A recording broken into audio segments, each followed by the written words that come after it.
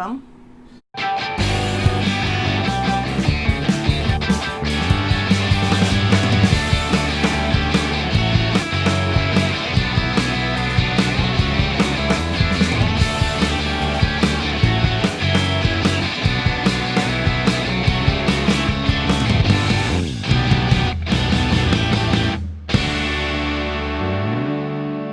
Olá, e bem-vindos ao Experimento 237, o seu cantinho aleatório do fandom. Eu sei, eu tô alguns dias atrasada com esse vídeo, mas quem me acompanha lá no Instagram sabe o que aconteceu e tal, tá tudo bem, agora eu voltei e tem um monte de coisa pra gente falar ao longo dessa semana, então foco e vamos lá.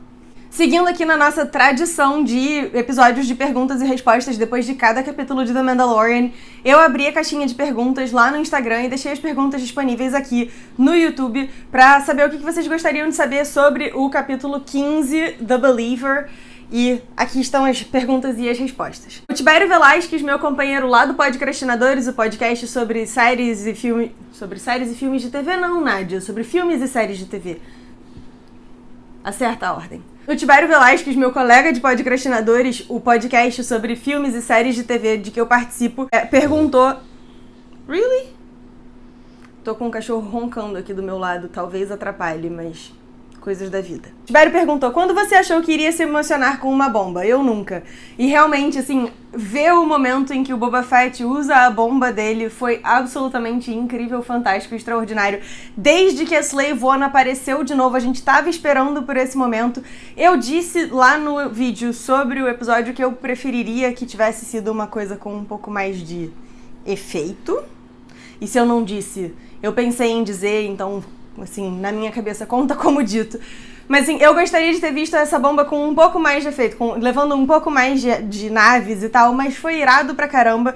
E eu vi uma noticiazinha, um headline, né, uma manchete de uma entrevista que eu suponho seja com o cara responsável pelo som desse episódio, e ele tava falando que ele sempre quis poder demonstrar o som dessa bomba dentro de um ambiente com atmosfera, né, porque a gente já tinha visto ela no espaço, mas, enfim, no espaço explosões funcionam de maneira diferente, então ele queria mostrar dentro de um ambiente com atmosfera e ele gostou muito de ter essa oportunidade.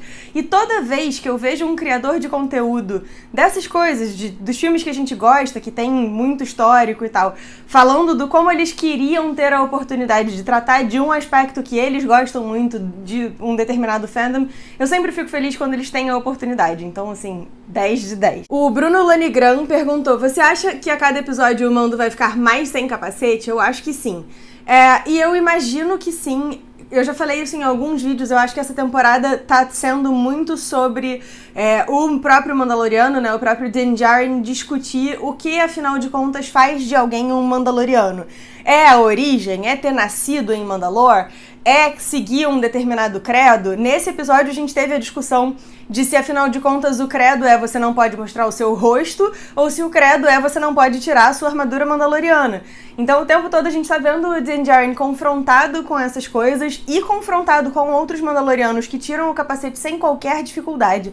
Então eu acho que a gente tá caminhando pra ele eventualmente romper com o credo dos Children of the Watch, que é essa seita meio extremista onde ele foi criado. O @EmilyMaFox perguntou, aquela batalha citada não é algo que rola em Battlefront 2? Ou eu tô confundindo? E meio a meio. A batalha específica que eles falam no episódio, a batalha de Burning Con, nunca tinha sido citada antes. Mas ela é parte da Operação Cinder, ou da Operação Cinzas. Em português é Operação Cinzas, em inglês é Operation Cinder, e aí às vezes o meu cérebro dá uma bugada, mas enfim. A Operação Cinzas foi uma parte do plano de contingência do Palpatine. Eu tô devendo um vídeo falando sobre ele, se tudo der certo esse vídeo sai essa semana ainda. Mas basicamente, na Operação Cinzas, a ideia era tocar fogo no parquinho, destruir um monte de planetas, aliados ou não ao Império, para desestruturar e desestabilizar a galáxia, de maneira que quando o Império fosse voltar, ele conseguisse voltar porque a galáxia estaria desestruturada. Então, essa batalha específica não tinha aparecido, mas o jogo Battlefront 2 conta uma parte dessa história. A gente vê as repercussões da Operação Cinzas em Naboo e também no planeta de origem da Iden Versio, que agora me fugiu o nome, mas a gente vê os dois. Então, 50-50. Ele também perguntou o que eu achei do Boba Fett ter dado uma garibada na armadura. E essa foi a pergunta também do André Luiz, que amou a armadura do Boba repintada, disse que achou linda, meio fosca. Eu gostei bastante dessa ideia, porque eu acho que, assim, embora eu goste da armadura do Boba Fett, como a gente lembra dela, né, meio destruída, meio detonada, e eu acho que isso traz muito do caráter do personagem, o fato de que assim que ele recuperou a armadura, a primeira coisa que ele fez foi repintar a armadura, me remeteu muito a um diálogo que tem lá na primeira temporada entre a Armoreira e o Din Djarin. Logo que ele consegue o Camtono de Beskar e ele leva, né, pra poder fazer a armadura dele e tal, a Armoreira fala, sua armadura perdeu a integridade, então eu vou ter que fazer uma nova e tal. Mais ou menos esse o conteúdo do diálogo. E é nesse mesmo episódio, assim, nesse mesmo momento, que o Din Djarin começa a repensar a vida dele e ele fica nervoso com o que vão fazer com a criança e tal. Em alguma medida, essa reforma da armadura do Din Djarin para recompor a integridade da armadura dele também é o marco inicial para a recomposição da integridade do Din Djarin. Ele deixa a vida de bounty hunter sem qualquer tipo de escrúpulo e tal e passa a se preocupar com essa outra vida inocente que ele tinha botado em risco.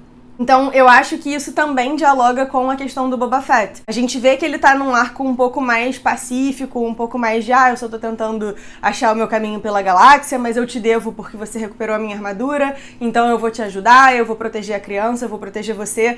Então, a gente tem aí uma virada no arco do Boba Fett, e isso é marcado também pela reforma da armadura dele, no caso, não a reforma, porque ele não usou o martelinho de ouro pra tirar aquele amassado, mas da repintura e tal, ou envelopamento. Eu fiquei muito com a impressão de que parece... Eu não sei se vocês vão lembrar, mas um tempo atrás os carros tinham uma mania de que, tipo, você envelopava o carro com um adesivo e ele ficava com essa aparência fosca. E na hora que eu vi a armadura do Boba Fett, eu fiquei... ele envelopou a armadura. E é uma coisa completamente besta, mas assim, foi o que me ocorreu. Eu gostei muito do visual, mal posso esperar por esse bonequinho pra acrescentar à minha coleção. E já que ele não ganhou a série nova... Ele e o Boba Fett, né? Já que ele não ganhou a série nova no Disney Plus, você acha que ele pode morrer no season finale?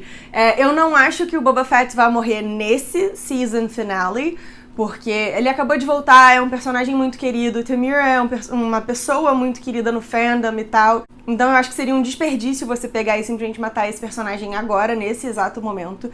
Mas eu acho que o Boba Fett potencialmente não sobrevive a The Mandalorian. Não sei. Mas é o que eu acho. Até porque o Din precisa de uma nave nova, a Slave One tá ali, a gente sabe que Star Wars meio que quando não destrói as naves, ela passa as naves adiante. Então a gente teve a Rey pilotando a Falcon, depois a Rey pilotando a X-Wing do Luke, que funcionava de alguma maneira que a gente não precisa ficar sabendo. Então eu acho que seria simbólico a gente ter o Mandaloriano, o Din Djarin, tomando a Slave One eventualmente, mas assim, não sei. @Marco A. Lopes perguntou: a fuga do Baby Yoda da Ordem 66 já foi citada em algum livro ou HQ antes? Não, essa é uma história totalmente nova. Eu, inclusive, não sei muito bem como eu me sinto em relação a esse backstory do Baby Yoda. Eu acho que tem várias coisas que precisam ser explicadas pra isso tudo fazer sentido. Mas eu confio no Story Group, eu tenho certeza que eles são capazes de me entregar alguma coisa que preste, então eu tô aqui esperando que saia o livro, a HQ, o audiobook, o que seja que explique esse momento. O @Edu Tomazetti perguntou: e esses episódios curtos? Acho honesto fazer episódio só com um tanto que precisa, mas eu quero mais. E sim, Edu, eu tô na mesma. Eu tava olhando e essa temporada teve muitos episódios de tipo 30 e poucos minutos. O primeiro teve quase 1 hora e tiveram 2 com um pouco mais de 40 minutos e assim, é irado não perder tempo com filler, com coisa que não importe, mas ao mesmo tempo eu gosto tanto de The Mandalorian que eu gostaria que os episódios durassem 2 horas cada um, fossem super produções e tal, mas a gente precisa ficar feliz com o que a gente tem, principalmente quando o que a gente tem é bom.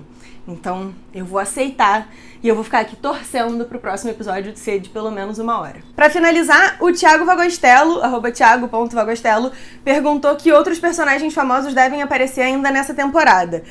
Eu gostaria de ver mais Mandalorianos, assim, nas séries animadas a gente tem a introdução de vários Mandalorianos. Eu acho que cabe, assim, trazer eles de volta. Por exemplo, a última pessoa que a gente sabia que tava com o Darksaber antes da Bo-Katan, que é a última pessoa que a gente sabia antes do Moff Gideon, era a Sabine Wren, que é uma Mandaloriana que apareceu em Star Wars Rebels. E a mãe dela, Ursa Wren, é conhecida da Bo-Katan e tal, elas, enfim, lutaram lado a lado. Então seria muito legal pra quem é fã das séries animadas a gente ter aí o retorno da Sabine e da Ursa Wren. Quer dizer que elas vão aparecer? Não necessariamente. Até porque eu não gostaria também que o Mando ficasse completamente sobrecarregado, assim. Tem tanto personagem famoso, tanta gente que a gente já conhece que ele perde o protagonismo. A história é dele e do Baby Yoda e deveria seguir assim. Mas gostaria de ver a Sabine e a Ursa aparecerem do mesmo jeito que a Bo-Katan apareceu, assim, um episódio e volta e tal. Mas eu não acho que elas vão aparecer ainda nessa temporada. Eu imagino que talvez numa temporada futura isso possa rolar. Ainda nessa temporada, eu acho que poderia aparecer um Jedi, qualquer Jedi, de preferência não o Luke, pra responder ao chamado do Grogu. E poderia aparecer o Thrawn, porque, enfim, no episódio da Ahsoka ela falou dele e tal, mas como a gente na call dos investidores da Disney teve o anúncio da série da Ahsoka, eu acho que seria um desperdício você introduzir o Thrawn em The Mandalorian, principalmente porque pelo que foi anunciado, a série da Ahsoka e a série The Rangers of the New Republic vão correr lado a lado com o Mandaloriano e elas eventualmente vão se cruzar e culminar num mega evento e tal, mais ou menos feito a galera do MCU faz.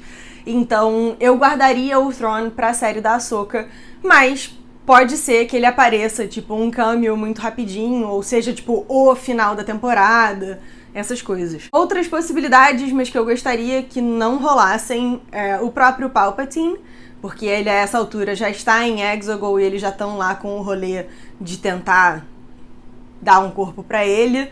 O Snoke, que eu teorizei no vídeo sobre teorias malucas e tal, sobre o que o Moff Gideon quer. A minha teoria é que o Snoke é o voluntário daquela mensagem do Dr. Pershing lá no capítulo 12, quando eles invadem aquela base imperial que tem um laboratório e tal, tem a mensagem do Dr. Pershing que fala dos corpos, o doador e o voluntário. O doador, num dos últimos episódios, a gente teve a confirmação de que é o Grogu. Os corpos, eu imagino que sejam os clones e tal, foi mais ou menos o que eu tava teorizando. E a gente tem esse tal desse voluntário, que a gente não sabe exatamente quem é. E eu imagino que seja o Snoke, mas assim, porque eu quero, basicamente. Não tem uma justificativa do porquê que eu acho isso. Quer dizer, eu tenho, mas aí você vê no vídeo lá, eu vou botar o link aqui em algum lugar e aí você tenta entender por lá. Tava editando o vídeo e eu vi que eu pulei a pergunta do Felipe Rodrigues. E é uma pergunta muito boa e eu pulei porque eu guardei ela pro final e aí eu esqueci, então aqui vai. O Felipe perguntou, será que o Din tem alguma identificação imperial? Por que o Terminal aceitou a leitura dele? E isso é uma coisa que não fez muito sentido pra mim, assim, só pra lembrar, né? Eles chegam lá na base imperial e o Mayfeld diz que a Cara Dune não pode ir com ele, porque essas bases dos remanescentes do Império são geridas por ex-membros do ISB, que é o Imperial Security Bureau, que é tipo o FBI do Império, e que se eles forem escaneados e a marcação genética deles aparecer no banco de dados da Nova República, vai soar um alarme, não sei o que lá, então a Cara Dune não serve. A Fennec Shand também não pode ir porque ela é procurada pelo ISB. O Boba Fett diz que ele não vai, na melhor frase de toda essa série, porque digamos que eles vão reconhecer o meu rosto, o Boba Fett, ele era o rosto de basicamente todo o exército do Império lá no início, depois aos poucos os clones foram substituídos por pessoas normais, mas no início os clones eram os Stormtroopers, e aí acaba que sobra pro Din Djarin ir, e aí eles entram na base e o Din Djarin tem o rosto escaneado e nada dá ruim porque ele não é ninguém. E eu fiquei pensando que esse sistema de segurança não faz muito sentido. Quer dizer que qualquer um pode hackear o sistema de segurança do Império desde que eles não sejam procurados pelo Império? Tipo, não faria mais sentido só as pessoas autorizadas pelo Império terem acesso às informações? Tipo, quê? Mas tá, a gente aceita e eventualmente a gente tenta entender como é que isso funciona direito, porque não fez sentido pra mim. Se você tiver uma explicação melhor do que a minha, Deixa aqui nos comentários, porque eu sinceramente também não entendi. E essas foram basicamente as perguntas que eu recebi sobre o último episódio de The Mandalorian, né, o capítulo 15, The Believer. Se você tinha uma pergunta que não foi respondida, você pode deixar aqui nos comentários, ou você pode me achar em qualquer uma das redes sociais, no @experimento237, eu tô no Twitter, eu tô no Instagram, eu tô no Facebook também, mas eu sou mais ativa no Instagram, mas bastante no Twitter. Pra essa semana ainda vão vir os vídeos sobre os novos lançamentos da Disney que foram anunciados, e eu pretendo fazer um vídeo sobre Star Wars, um vídeo sobre o que foi anunciado da Marvel e um vídeo sobre o que foi anunciado da Disney também, porque se você acabou de chegar nesse canal, o Cantinho Aleatório do Fandom não fala só sobre Star Wars, a gente tem outros interesses também, mas é porque quando sai coisa de Star Wars, o Goblin me possui e eu sou incapaz de fazer qualquer outra coisa que não seja falar de Star Wars. Tem um vídeo, já tá preparadinho e tal, ele deve subir amanhã, sobre a série The Bad Batch, que a gente teve o trailer já lançado nessa call de investidores. Eu preciso fazer o vídeo da contingência, mas eu não sei se vai dar tempo de sair ainda essa semana, mas no máximo semana que vem ele vai estar aí contando todas as coisas. Então, se você quer saber sobre a contingência, se você tem perguntas sobre a Operação Cinzas, sobre que rolê é esse de contingência e tal, aproveita e já deixa aqui nos comentários ou me manda lá pelos várias redes sociais. Tem, é óbvio, o vídeo do último capítulo de The Mandalorian, que sai sexta-feira. Vai ter o vídeo de perguntas e respostas, então já fiquem ligados para poder me mandar as perguntas e respostas de vocês. E na semana que vem vai ter uma série de vídeos falando sobre Star Wars The High Republic, que é a nova era que a gente vai explorar a partir de janeiro, através dos livros e publicações e quadrinhos e coisas, e que está envolvida com um dos lançamentos lá da call de investidores da Disney. Então, fica ligado, você vai querer saber todos os detalhes, pelo menos eu espero. E é isso, que a força esteja com vocês sempre, porque esse é o caminho.